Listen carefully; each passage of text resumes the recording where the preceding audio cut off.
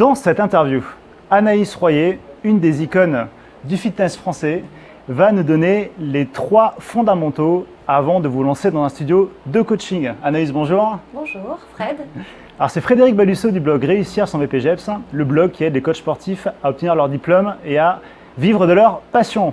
Avant de démarrer cette interview passionnante, vous pouvez télécharger gratuitement le guide 5 étapes pour vous lancer qui va s'afficher ici ou dans le descriptif de la vidéo. Alors Anaïs Royer, elle a un parcours très riche. Là, elle a ouvert donc, le studio de coaching qui s'appelle La Salle, un corps sur mesure. Voilà. Elle est également chorégraphe à l'Orange Bleu et elle est formatrice dans le centre de formation BPGEPS Activité de la Forme Horizon sur la Côte d'Azur.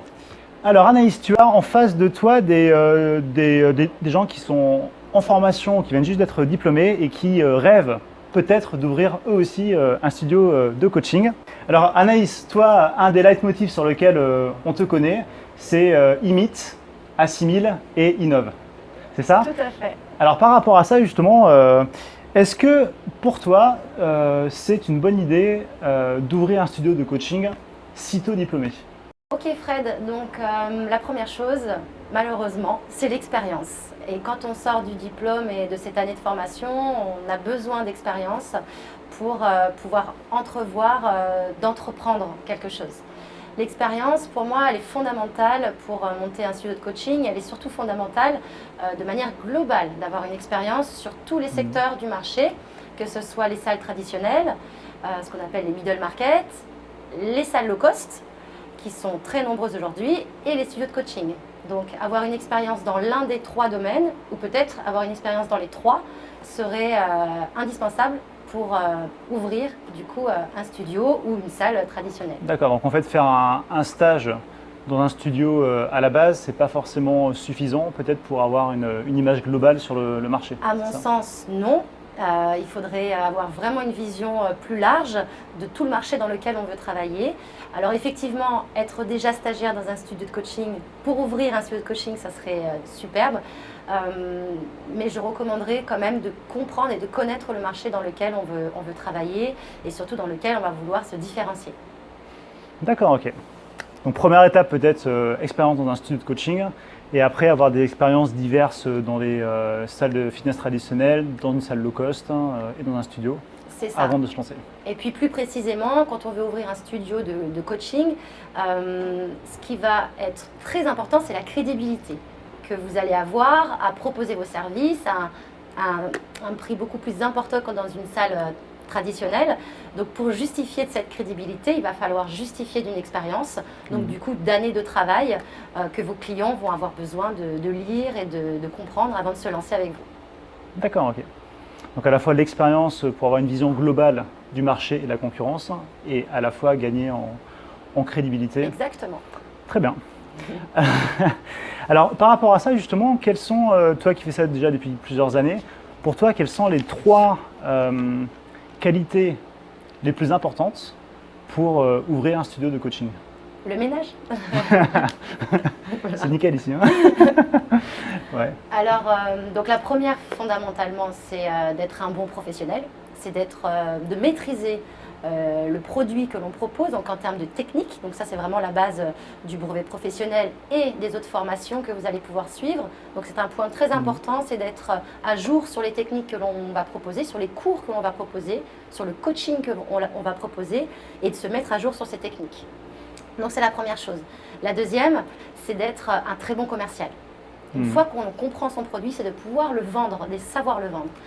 Et la troisième chose, c'est d'être un bon gestionnaire. Donc d'avoir des notions de comptabilité, de comprendre la législation dans laquelle s'inscrit ce genre de structure. Et du coup, avoir une petite expérience en tant que profession libérale, déjà soi-même, peut déjà être une première étape avant d'ouvrir un studio. D'accord, donc par exemple, en tant qu'auto-entrepreneur, profession libérale, ça donne un premier… Ça pourrait être une première étape, effectivement. Une première étape, oui. D'accord, ok. Très bien. Et donc tu parlais donc d'innovation dans les dans le fait d'être professionnel. Tu parlais de se mettre à jour. Qu'il fallait se mettre à jour. Exactement. Et donc par rapport à se mettre à jour, quelle est la place de la mise à jour et de l'innovation dans la réussite d'un studio de coaching? Alors, il faut déjà comprendre que le studio de coaching, c'est déjà une forme innovante de l'entraînement, de par la taille de l'emplacement, la taille du studio dans laquelle on est. Donc il faut déjà bien comprendre la forme et la respecter. Ce que je dis souvent, c'est surtout de ne pas faire ce que font des grosses structures à l'intérieur d'une petite structure. C'est de proposer un vrai produit différent et innovant de ce qui se fait ailleurs dans cet espace qui est très singulier. C'est ça. Donc par exemple, ne pas faire un cours de body pump dans un studio de coaching pour 5 personnes. C'est faisable, mais aujourd'hui, les gens vont être de plus en plus au courant de ce qu'est un vrai cours de body pump, c'est-à-dire avec une vraie expérience musicale, avec un prof sur une estrade, avec un micro. Et effectivement, l'appliquer dans un studio qui peut faire 100 mètres carrés, dans un petit espace, avec moins de monde, on ne va pas trouver justement l'expérience qu'on a eue dans une autre salle. Du coup, le produit est dénaturé et le prix, pour le coup, est moins justifié. Très bien. Bah, merci Anaïs pour ces conseils qui seront certainement très utiles à ceux qui nous regardent. Est-ce que tu aurais une question à poser au lecteur du blog? Alors une question qui peut être plutôt une réflexion. Ouais. C'est effectivement aujourd'hui l'émergence des studios arrive en France et c'est ce qui va se passer là dans les 10 prochaines années. Innover c'est une bonne chose, mais c'est surtout avoir déjà la réflexion de et dans 10 ans, qu'est-ce qui va se passer? Donc, c'est peut-être déjà avoir envie de se projeter sur l'avenir du marché du fitness dans 10 ans. D'accord, ok. Donc, si vous avez des réflexions par rapport à ça, vous pouvez les indiquer dans le descriptif de la vidéo. Voilà, bah, si vous avez… alors, Anaïs, donc où est-ce que les lecteurs du blog peuvent te retrouver? Donc, l'adresse du studio, c'est… L'adresse du studio, c'est à Cagnes-sur-Mer, au 14 avenue de Grasse. Donc, on a un studio qui est ouvert du lundi au dimanche. Et nous proposerons certainement aussi, à partir de la rentrée de septembre, des créneaux ouverts pour les professionnels.